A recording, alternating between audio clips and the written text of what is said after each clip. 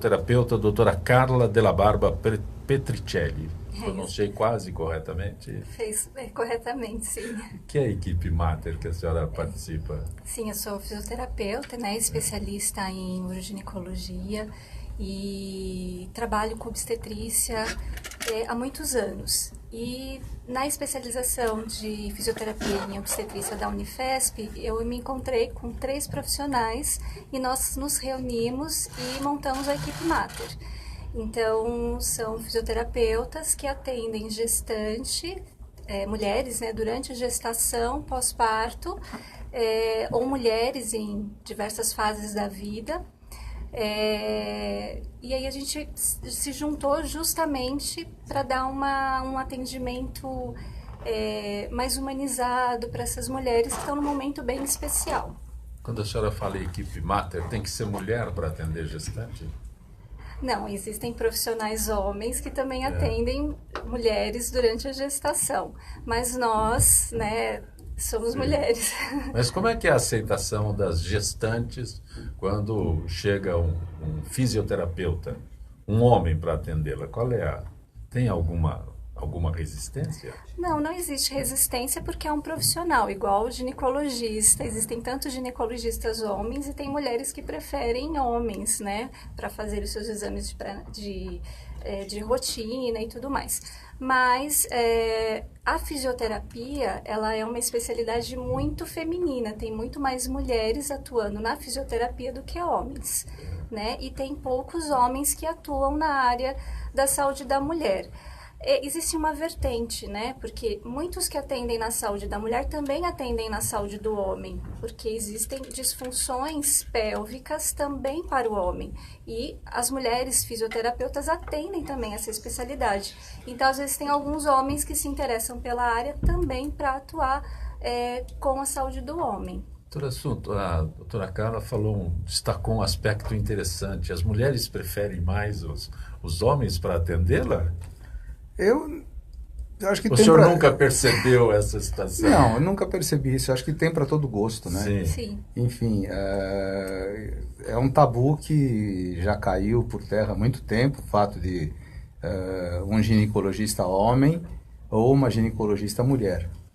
Vai dar vontade, na confiança principalmente. Confiança, acho que é muito mais voltado para esse lado do que para o ser homem ou ser mulher.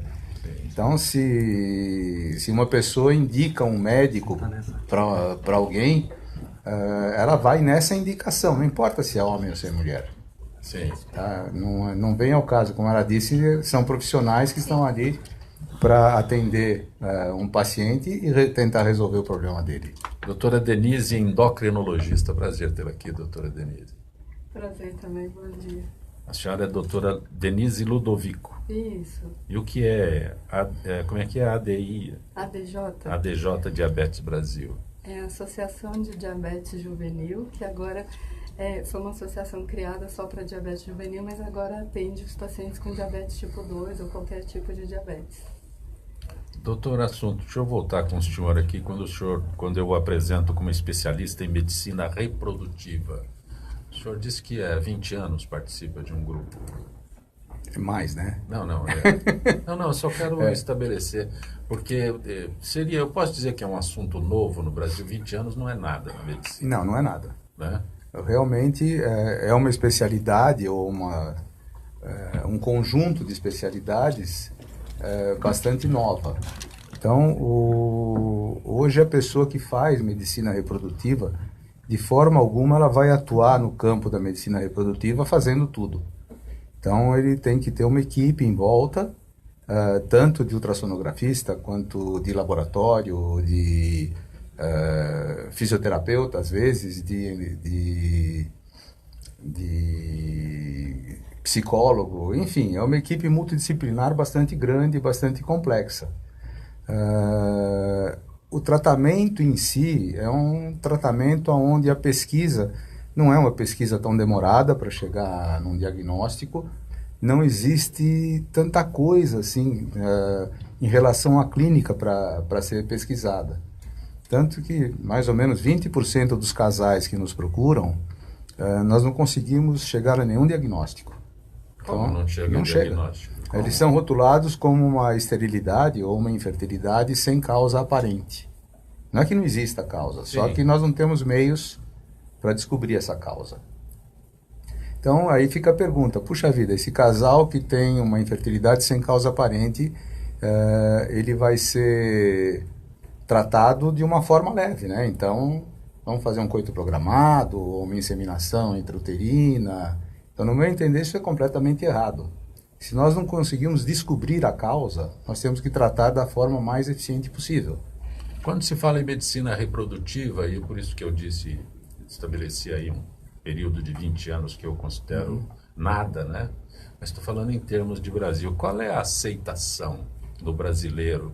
Que imagino que seja algo assim, o procurar para dizer, olha, eu quero ter um filho, eu não consigo ter um filho, deve ser extremamente constrangedor. Existe o lado constrangedor, que eu acho que hoje é o menos importante. Porque não é o senhor que está procurando o senhor.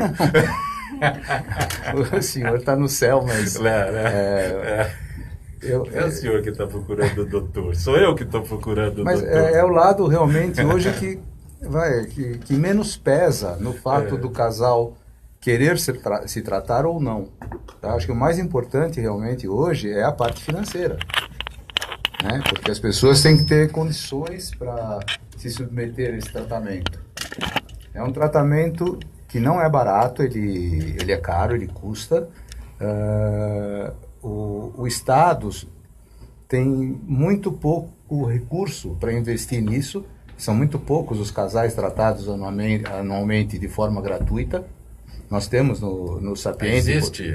Existe a possibilidade, mas não é o oficial. Não existe, é um instituto que... mas no Hospital das Clínicas, por exemplo, os casais são tratados gratuitamente. Doutora Denise, a senhora está concordando ou discordando? Não, eu concordo. Eu até acho que essa questão do preconceito em procurar tem diminuído muito, né? Acho que antes era mais... Mas o que eu disse não é estranho, né? Que não é estranho, alguém tenha... mas eu acho que diminuiu bastante. De contar que quer ter um filho e não pode ter um filho. Não, eu acho que isso já diminuiu bastante. Está sendo superado? Eu acho que já, assim, não totalmente, mas eu acho que já diminuiu muito, era muito pior. Doutora Carla. E também existe uma outra questão... A senhora só chega depois de pronto o trabalho, Sim, né? quando ela está gravidinha. Né? Então a gente faz todo um trabalho Gravidinha, de acompanhamento da gestação para que ela tenha bastante conforto e seja preparada para as demandas do parto. Mas o que eu tenho observado é que essa mulher está demorando para engravidar. Né? Isso é uma realidade. Ela está buscando outras prioridades. Está demorando por opção. Por opção, porque ela está querendo... A mulher hoje em dia, ela quer trabalhar, ela quer se realizar em outras áreas e, por último, ela quer chegar na maternidade. E aí ela chega, muitas vezes, após os 35 anos. E aí começa a ter alguma dificuldade para engravidar. Né? O doutor pode falar melhor sobre isso. Mas 35 anos, a literatura já fala que a mulher já está um pouco idosa para engravidar. Claro, a medicina tem seus recursos, mas é mais difícil. Mas, doutora, só tem uma idade assim que os casais o procurem com mais frequência? O que ela disse, o que ela falou está muito correto. Quer dizer, a mulher hoje tem outras prioridades além da gestação. Então, ela vai postergando a gestação e muitas vezes num ponto onde essa gestação não vai mais acontecer.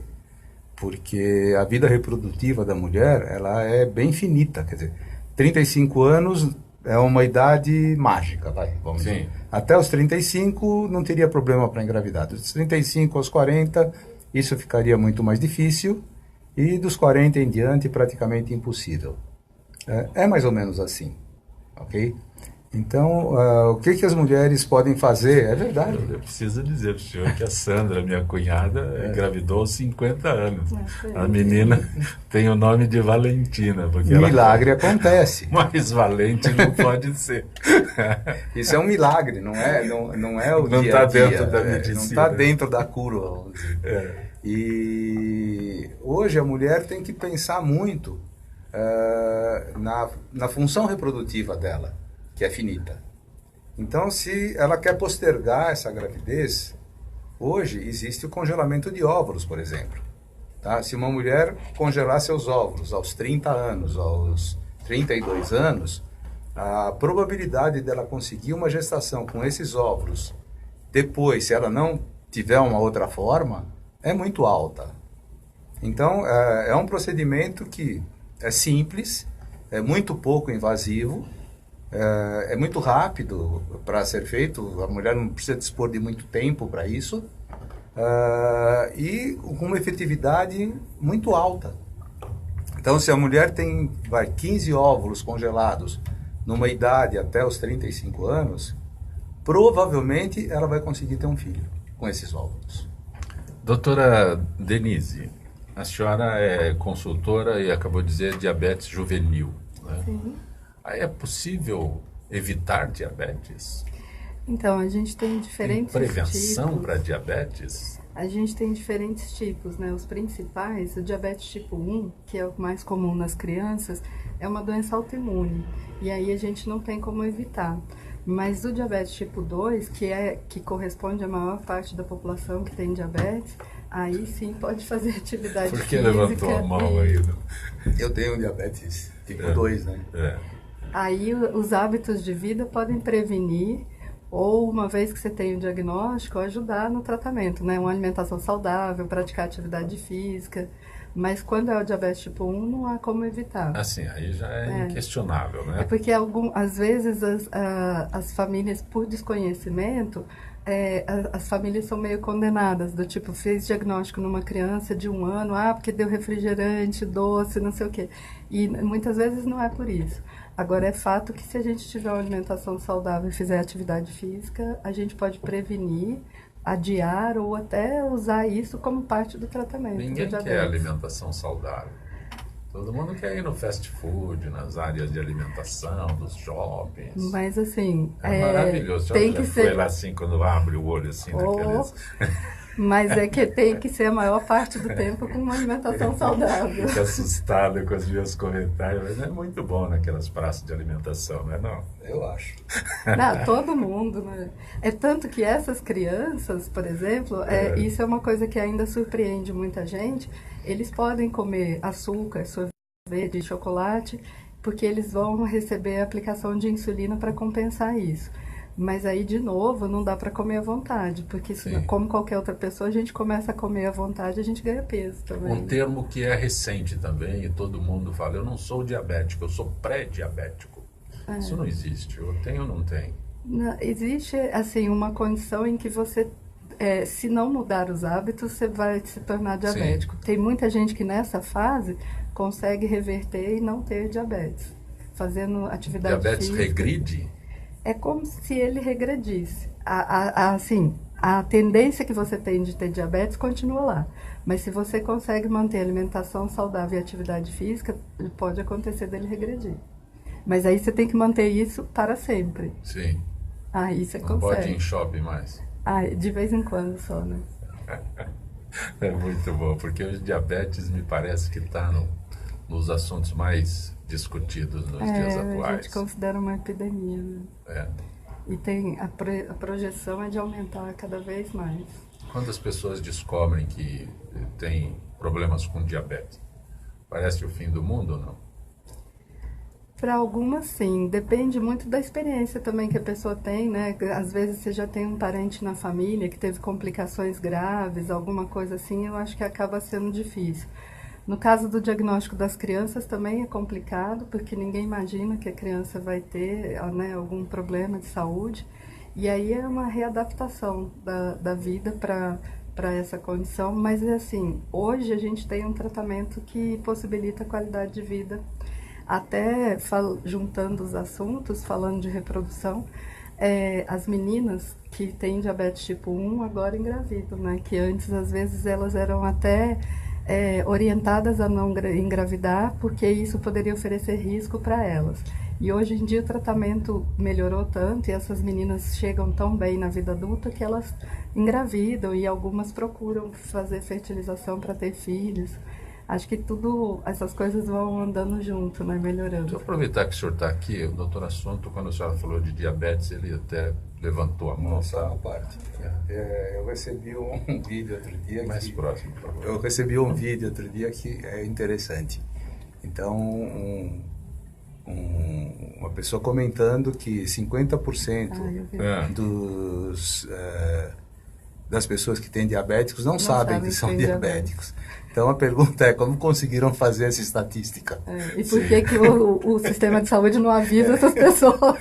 Mas o senhor descobriu, o senhor é uma pessoa especializada em saúde, né? Então o senhor descobriu um período da sua vida que tinha problemas com diabetes. A senhora trabalha com jovens. Né? Então ele é muito, para ele adulto e ainda médico, é muito simples, opa, tem alguma coisa aqui que chama atenção. Mas crianças e adolescentes, como é que faz? Porque eles não sabem o que está acontecendo, o que não está acontecendo. Geralmente, os sintomas para criança e adolescente, eles são mais, que a gente poderia dizer, intensos, né? E aí são aqueles clássicos em que a pessoa tem muita sede, urina bastante, daí ela bebe também muita água. E a pessoa come, muitas vezes nas crianças e adolescentes, eles perdem peso mesmo comendo mais. Então, muitas vezes o diagnóstico é feito quando eles já descompensam, porque a gente demora a pensar que uma criança pode ter diabetes. Então, muitas vezes eles entram num quadro de cetoacidose, que é uma desidratação grave com a glicemia, com a glicose alta. Mas, assim, o que eu percebo é que hoje isso tem diminuído. E porque a gente fala mais sobre diabetes e diabetes na infância e na adolescência, às vezes as famílias conseguem desconfiar antes. Então, já aconteceu de criança de 1 ano que estava trocando mais vezes a fralda e tomando muita água, em vez de querer tomar leite, tomava água, e a família desconfiou e levou antes que essa criança descompensasse. Aí já fez diagnóstico do diabetes. Então, assim, quanto antes a gente perceber essas situações, melhor, porque a gente começa a tratar antes de que o quadro vá evoluindo, né? Doutora Carla, a senhora quer acrescentar alguma coisa, doutora Carla? Não, tá. Não, mas a senhora é fisioterapeuta e a senhora trabalha com as pessoas que deram à luz recentemente, é isso? Sim. Na verdade, o nosso trabalho ele vai desde quando a mulher engravida e ela já tem liberação médica para fazer a fisioterapia. Então, durante toda a gestação, o nosso objetivo é trabalhar preventivamente para que ela não tenha dores no corpo, que ela consiga ganhar força, tenha um bom alongamento para a demanda do parto, porque o trabalho de parto demora muitas horas, ela tem que estar preparada para isso, e o pós-parto também. O pós-parto... Ela falou uma palavra que não existe no Brasil. Qual palavra? Prevenção. Prevenção. Mas eu acho que o futuro da saúde está na prevenção, né? A senhora colocou aí, a gestante é autorizada, tem liberação, e aí inicia a prevenção. Mas não é assim tão simples que as pessoas... Geralmente, a gestante, ela procura fisioterapia quando ela sente dor. Sim, depois do quadro instalado... Ela muitas vezes sente dor nas costas, ou uma dor que irradia para as pernas, e muitas vezes está relacionado com a atividade ocupacional. Porque a gestante, hoje em dia, ela quer continuar trabalhando até o momento de dar à luz. Então, a gente tem que trabalhar com essa mulher para que ela não tenha essas dores, mas ela precisa ser conscientizada para isso, né? Então, a equipe multiprofissional é muito importante. Mas quando ela não é avisada que ela pode fazer alguma atividade física ou exercícios para deixar o corpo dela mais preparado, então, quando ela sente a queixa, ela nos procura. O que está acontecendo muito hoje em dia é que elas estão se voltando em busca do parto normal. Então, ela acaba procurando a fisioterapia para se preparar para o parto normal. Então, a gente tem um foco tanto na parte de períneo, como também de força muscular para o corpo todo, para orientar posturas adequadas durante o trabalho de parto. Você me perguntou sobre o pós-parto. Né? O pós-parto, a fisioterapia pode atuar de 2 formas. Imediatamente após o parto, então cerca de 8 horas pós-parto, a gente pode trabalhar no âmbito hospitalar e avaliá-la ali mesmo no leito e dar algumas orientações. Ou se não, depois de 40 dias, quando passa a quarentena, o médico liberou, a gente pode começar a olhar para algumas demandas que ela precisa. Seja postural, porque ela acaba às vezes adotando uma postura errada para amamentar ou para trocar o bebê, cuidar do bebê. Ou ela pode ter incontinência urinária, é muito comum, perda involuntária de urina, não só no pós-parto, mas durante a gestação, né, que é um principal fator de risco para as disfunções do assoalho pélvico, é a gestação. E aí a gente já olha para esse assoalho pélvico, né, para o períneo, a gente verifica se ela tem alguma dor, alguma alteração na sexualidade. Às vezes quando ela retorna à atividade sexual, ela pode sentir algum desconforto. Então a fisioterapia tem um olhar para essa mulher. Mas as mulheres têm a iniciativa de... A minha solução está um trabalho de fisioterapia? A consciência sobre o trabalho da fisioterapia já melhorou bastante, mas o problema é que muitas vezes ela não consegue nesse momento buscar o profissional por causa do bebê. Então ela tem uma certa dificuldade de retornar, mas a gente orienta o máximo que pode. E, com todo respeito, eu acho que a nossa realidade está distante desse quadro que a senhora descreve. Sim. Eu consigo trabalhar muito com as minhas pacientes durante a gestação. No pós-parto eu fico sempre à disposição, mas é muito difícil elas retornarem. E aproveitando todos os assuntos abordados aqui, me parece distante da nossa realidade, né? Os casais que possam procurá-lo para ter uma reprodução assistida. Nós não temos essa cultura de que a solução está bem próxima. Assim, eu entendo que a solução está bem próxima. Não tão próxima, né? Porque se a gente pensar aqui no Brasil, nós temos uma população onde 30% mais ou menos é analfabeto funcional. Sim. Os outros 70%, uma pequena parcela tem um nível superior, tem uma capacidade de trabalho mais, mais fina, Sim. mais evoluída. A gente tem uma classe trabalhadora que ainda é extremamente... Classe trabalhadora, eu me incluo nisso, tá? Extremamente mal remunerada. Uma política de governo que até agora foi um desastre, né, para tentar melhorar tudo isso. Então, qualquer coisa que custe dinheiro tá extremamente longe do ideal. Sim. Em relação à eficiência. Então a gente consegue atender uma parcela dessa população.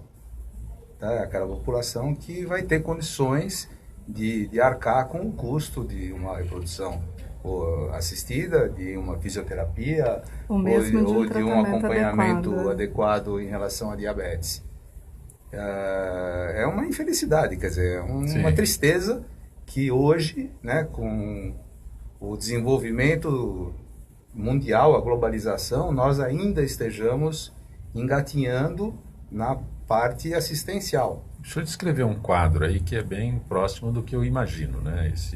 A nossa sociedade e tal. Nós estamos em São Paulo e é um mundo completamente diferente de 100 quilômetros daqui. Não. Mesmo aqui. Só vou te dar... Aqui dentro também. Eu costumo dar como exemplo, né, a diferença do Jardim América para o Jardim Ângela. Está 30 quilômetros só. No Brasil hoje são feitos aproximadamente 40 mil ciclos de fertilização in vitro. Tá? Estatisticamente, em relação à população, tá, esse número seria de pelo menos uns 500 mil. Então a gente está muito longe. Quando o senhor anuncia que tem uma nova incubadora que facilita a implantação de embriões, com o teu conhecimento, né, fantástico, né, científico, isso é uma coisa, aumenta muito, muito, muito mais a distância em do relação que do quadro que nós estamos descrevendo. Tá? Então é uma incubadora nova, essa realmente é nova.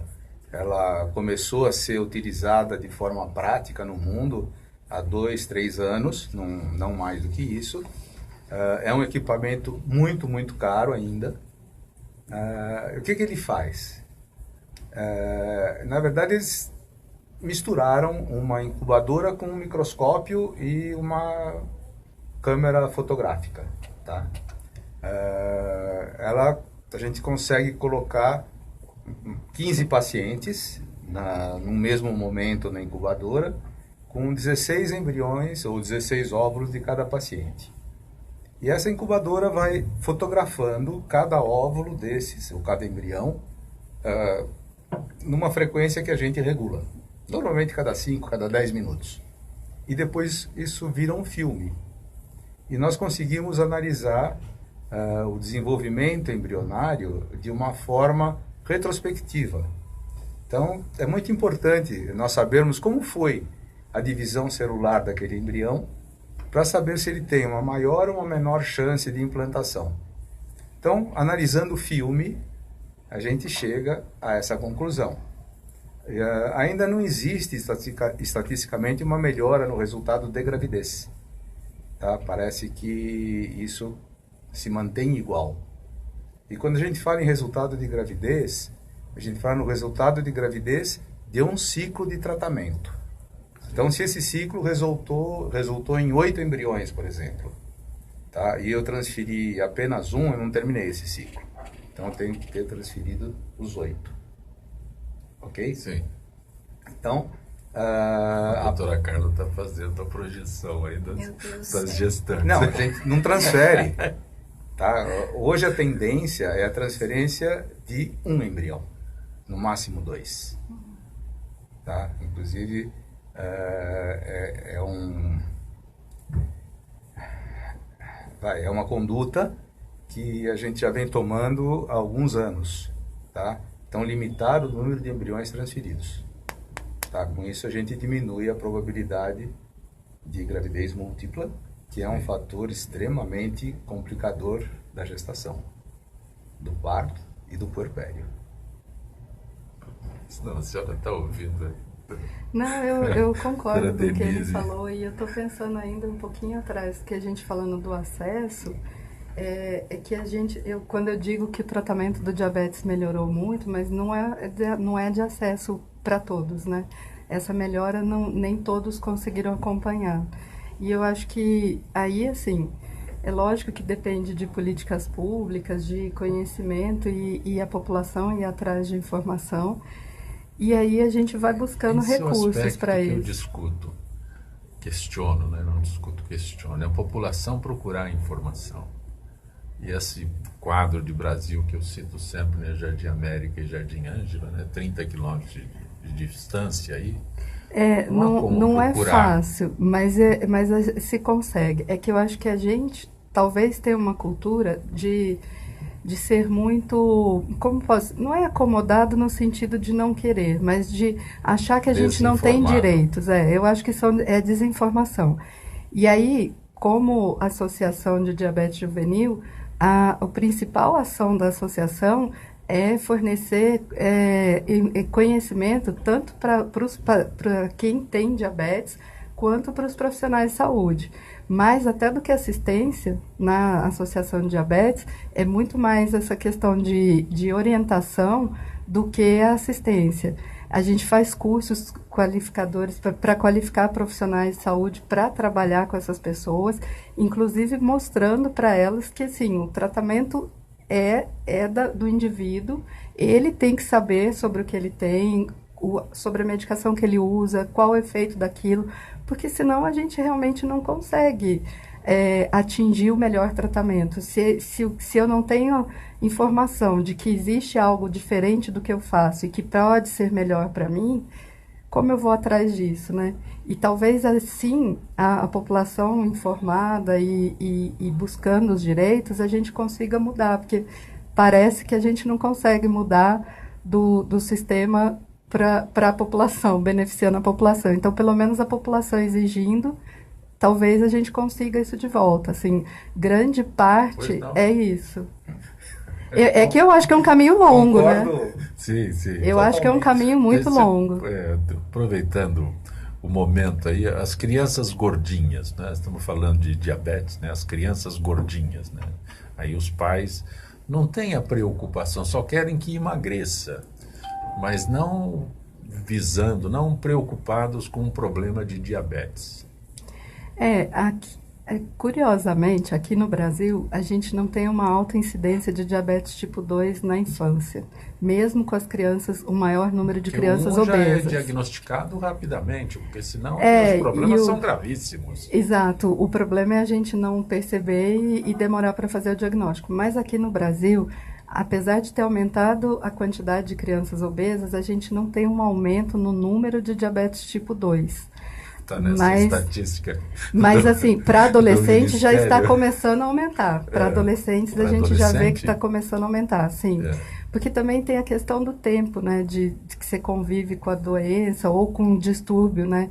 O quanto tempo essa criança está acima do peso. Mas o fato dela estar acima do peso, com certeza aumenta muito a chance de ser um adulto obeso e de daí vir o diabetes e outras complicações por conta do excesso de peso. Sem querer ser muito chato, mas insistindo, né? Uma criança com sobrepeso, né? Para não dizer que está gordinho, porque gordinho se ofende, né? Mas uma criança com sobrepeso, essa informação da necessidade de um cuidado maior para não derivar para o diabetes, não é tão simples. Eu acho que ainda falta muito essa informação, mas assim, eu vejo mesmo, isso posso dizer mesmo em sistema de saúde público, que a gente já tenta, assim, já existe uma orientação. Nem todos estão conscientes disso, mas existe. É que tem uma questão na infância que existe o cultural, que é aquela coisa assim, de a criança é gordinha agora, mas depois ela vai ter o estirão e ela vai ficar magra. Sim. E aí a criança cresce bastante, mas ela ganha peso proporcional ao que ela cresceu, e aí esse distúrbio, essa alteração, o excesso de peso se mantém, né? Mas eu até acho que as pessoas já têm um pouco mais de consciência sobre isso. É que às vezes sempre acha que com criança vai resolver sozinho, né? E o que a gente vê é que à medida que essas crianças vão crescendo, os problemas vão aparecendo. Doutora Carla, o que é fisioterapia pélvica? Então, a fisioterapia pélvica, ela atua nessas disfunções dos músculos do períneo, né? Então, ela trabalha, para quem não sabe, o músculo do períneo, ele fecha, eu não sei. Então, ele fecha a pelve, e sobre a pelve a gente tem órgãos importantes. Então, numa mulher tem a bexiga, o canal da urina, tem o útero, a vagina e a parte final do intestino. Então, esse músculo, ele tem função de sustentação desses órgãos, ele tem função esfincteriana, que a gente chama, que segura, né, a urina e as fezes. Ela tem uma importância na resposta orgásmica da mulher, e essa musculatura, ela tem propriedades tanto de contração, de manter uma atividade contrátil ali o tempo todo, mas no momento do período expulsivo do parto, ele se alonga na sua capacidade máxima para a passagem do bebê. Então, a gente trabalha nesse enfraquecimento dessa musculatura ao longo da vida da mulher, né? Então, a gente observa que esse músculo tende a ficar fraco quando a mulher ela faz atividade física de alto impacto ao longo da vida. A gente percebe que existem alterações hormonais durante a gestação, que vai deixar essa musculatura fraca. E aí, às vezes, ela pode ter alguns episódios de incontinência urinária na gestação, e aí no pós-parto melhora, ela acha que está curada, mas na outra gestação, os sintomas aparecem mais precocemente. Aquelas mulheres que falam, não preciso mais da doutora Carla. Então, claro que a paciente ela vai fazer a fisioterapia por um período. Isso acontece também. Acontece também. Em outras áreas, né? Sim, não preciso mais da doutora Denise. Mas assim, nós orientamos essa paciente que é um exercício, esse músculo, ele é trabalhado, ele fica forte. Mas se ela parar de fazer exercícios, esse músculo vai voltar a ficar fraco, né? Porque existe aí, no caso da gestação, existe uma sobrecarga sobre o assoalho pélvico, ele vai deixando fraco. No caso de pacientes obesos, existe uma sobrecarga desse tecido adiposo sobre a musculatura. Tem pacientes que têm disfunção intestinais, tem constipação, precisa fazer força para evacuar. A longo prazo, essa musculatura fica fraca. Então, a gente tem que ter um olhar para esse assoalho pélvico, né? Então, o que eu tenho observado é que cada vez mais mulheres jovens têm tido sintomas de incontinência urinária. E não só isso, eu estou falando da incontinência urinária, mas pode ter incontinência fecal, pode também ter alguma alteração nessa musculatura, ela pode estar um pouquinho mais tensa, rígida, e aí durante a relação sexual essa paciente pode ter desconforto, né, que a gente chama de dispareunia, ou até vaginismo, que é uma situação que pode ter tido alguma relação com alguma violência física ou não. Doutor Assunto Iaconelli Júnior, o senhor é especialista em medicina reprodutiva. Tem alguém que o procure e diga, eu quero ter gêmeos, trigêmeos? Uma boa parte dos casais, aproveitando que eu vou ter que fazer um tratamento, eu quero gêmeos. Né? Isso é comum? É comum. Na verdade, a pessoa quer, eu acho que são dois motivos. A pessoa já o procura, né? Porque quer ter um filho. Aí não é não quer um, quer por dois, atacado. Porque ele resolveu o problema reprodutivo dele para a vida. Sim. Se não tivesse nenhum malefício, nenhuma complicação em relação a isso, não teria problema nenhum. Mas a gravidez gemelar, ela é muito mais problemática do que uma gravidez única. Sim. Tá? Então, as complicações são 6, 7 vezes maiores, tanto em relação à toxemia gravídica, que é aumento da pressão na gestante, quanto ao nascimento de baixo peso, trabalho de parto prematuro, complicações na hora do parto, enfim.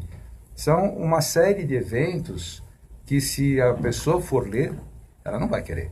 Sim. Então ela vê o gemelar, puxa que bonitinho, na rua, o carrinho com 2 crianças, todo mundo com um lacinho na cabeça, tal. Mas igual. Ninguém vê o que ficou para trás na hora do parto no berçário.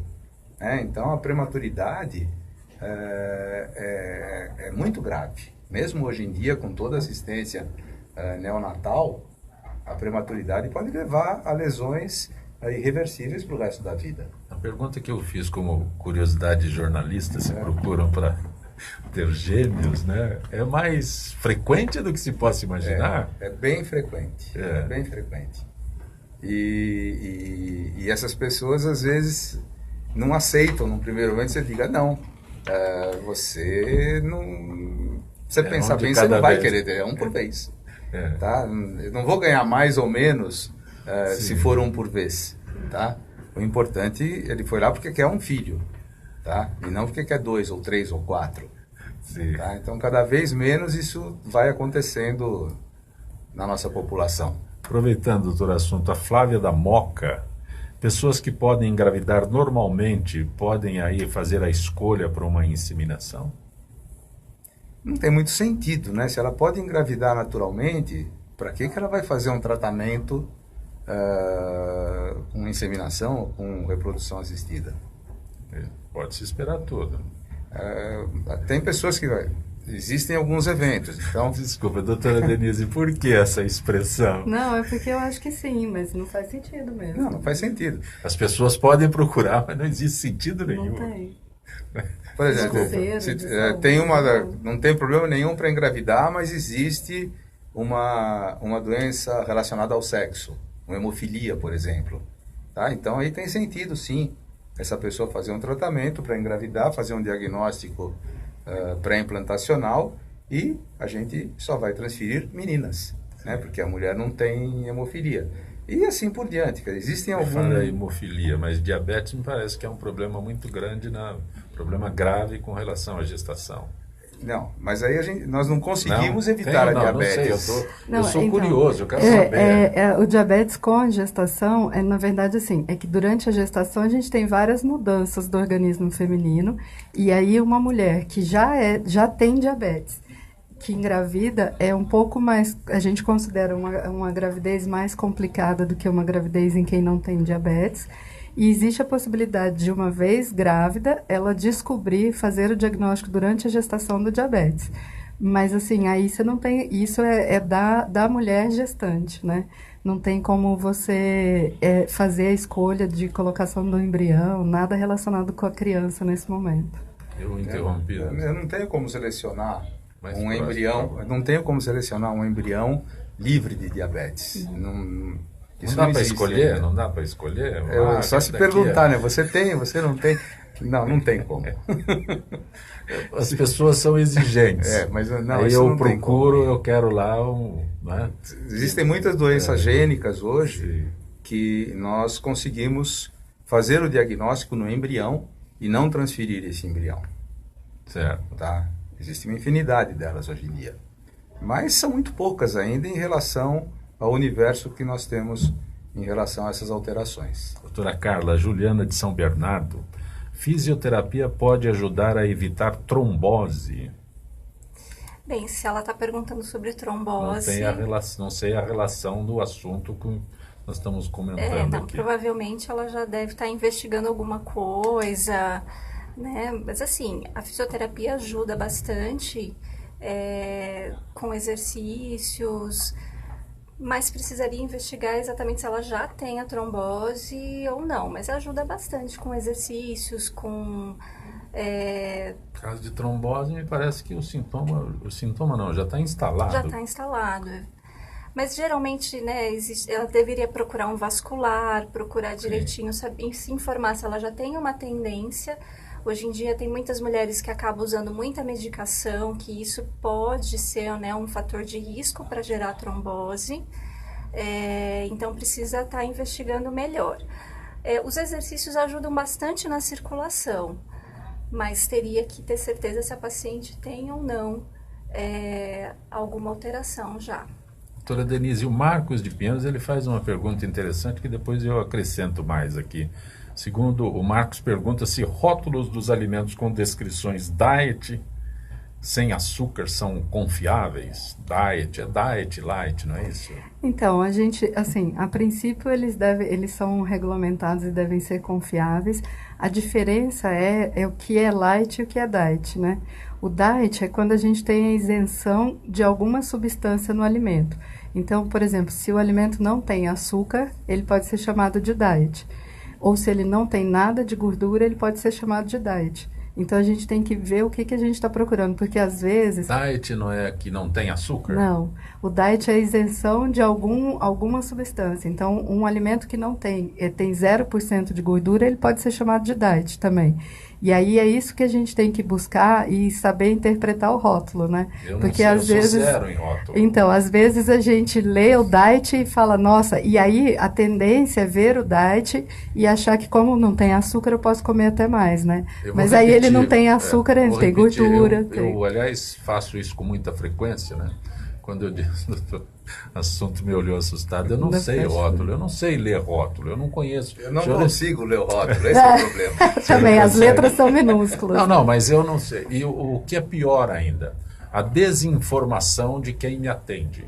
Né? Sim, eu sou leigo sim. lá, eu chego lá, né, vejo aqueles rótulos bonitos escritos em letras pequenas e com termos maravilhosos que eu não consigo identificar. Sim. Então, tá, e o que é pior ainda, e eu estava um dia e assisti a cena da moça perguntando, tem sorvete diet? Não, tem light. Aí, não, mas eu quero diet. A moça da balconista falou, é a mesma coisa. Não. Então, mas a desinformação Sim, de quem sim. está vendendo, e não faz por maldade. Não. Aí eu fui obrigado a falar, moça, não faça isso.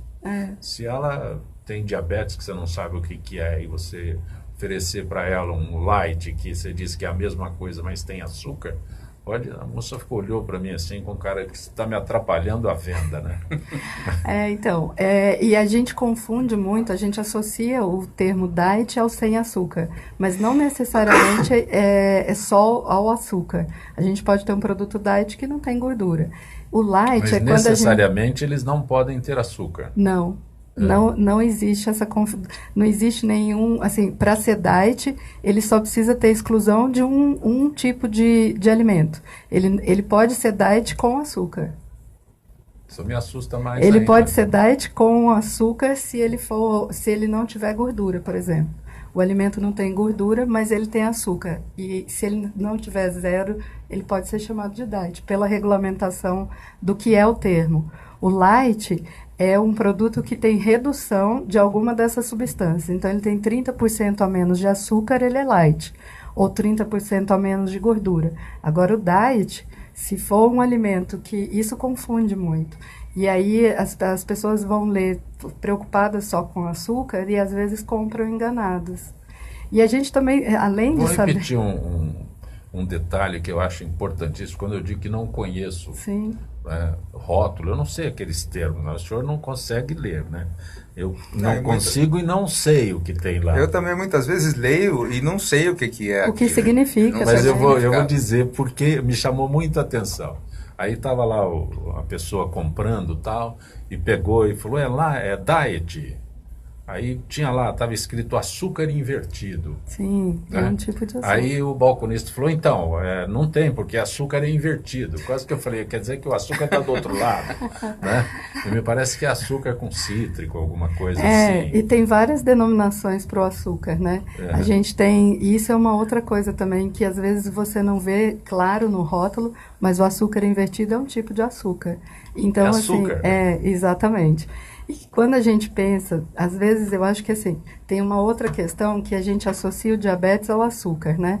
Mas assim, quem tem diabetes tem que comer com moderação tudo, né? Porque o carboidrato geral também vira açúcar depois, parte da gordura que a gente come é metabolizada em açúcar depois para virar energia. Então assim, não compensa às vezes você comer um chocolate sem açúcar, sendo que para manter o sabor desse chocolate, eles vão dobrar a quantidade de gordura. Talvez isso vá fazer tão mal quanto o que tem açúcar. Então, aí, por isso é que a gente precisa orientar para as pessoas conscientizar. Eu não como a pizza doce, mas eu como a pizza salgada com vinho, acho que a combinação deve ser vulcânica.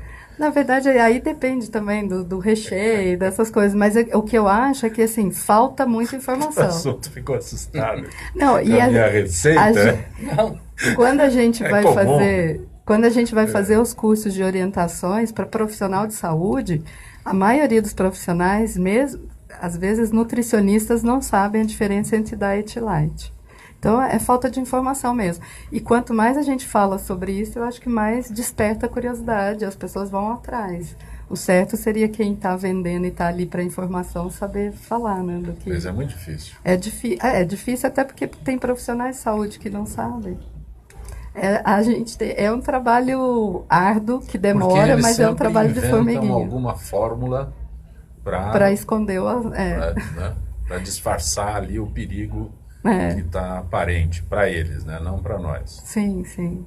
Doutora Carla, quando uma mulher deve procurá-la? Quando já estiver grávida, antes de engravidar, depois, para fazer esse trabalho que a senhora coloca aí como reforço muscular. Posso resumir assim? Sim, pode. Essa mulher, ela pode nos procurar para a prevenção, né, de incontinência urinária desde quando começar a vida reprodutiva dela, tá? Não necessariamente ela precisa estar grávida, mas se ela estiver grávida, a gente sempre recomenda que ela inicie a fisioterapia depois da liberação médica, para saber se ela está bem, se o bebê está bem, né? Se ela tem condições para fazer a fisioterapia. E aí a gente acompanha ao longo da gestação. E não só durante a gestação, mas toda a vida reprodutiva da mulher até climatério e menopausa. Então, a gente acompanha bastante essa mulher, né? Então, o ideal é ela sempre procurar. Brasileira não sabe fazer pré-natal. Então, né? Pré-natal é extremamente importante. Sim. Não só... Não estou falando nenhum absurdo aqui. Nos consultórios, mas também no SUS, né? O SUS respalda a mulher aí com uma quantidade de consultas. É o que eu acabei de dizer, né? Nós estamos num mundo São Paulo, né? Sim, não, mas assim... Metrópole São Paulo, eu já cheguei, sai um pouco. Eu já cheguei a trabalhar em uma maternidade em Osasco e eu já cheguei a acompanhar uma paciente que entrou em pleno trabalho de parto e não tinha feito pré-natal porque ela acreditava que não era necessário. Osasco, sim, né? Então, aqui do lado. Então, eu sei que essa é uma realidade e que a gente precisa mudar. Essa história de que gestação é saudável, é natural. Não, não é. Ela precisa ser acompanhada por profissionais.